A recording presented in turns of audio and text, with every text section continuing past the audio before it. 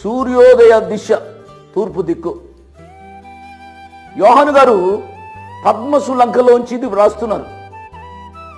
పద్మసు లంకలోంచి సూర్యోదిశ వైపు చూస్తున్నాడు అనగా ఆయనకు యెరూషలేము కనబడుతుంది, అనగా ఇశ్రాయేలు దేశం కనబడుతుంది. దేవుని నామానికి స్తోత్రం.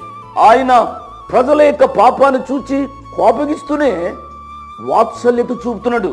ఏమంటున్నాడు? ఆ దూత పైకి వచ్చుట చూచితిని, భూమికిని సముద్రంకును హాని కలుగుచేయడానికై అధికారం పొందిన ఆ నలుగురు దూతలతో ఈ దూత, మేము మా దేవుని దాసులను వారి నొసళ్ళ యందు ముద్రించు వరకు భూమికైనను సముద్రమునకైనను చెట్లకైనను హాని చేయవద్దని బిగ్గరగా చెప్పాను. వెయిట్,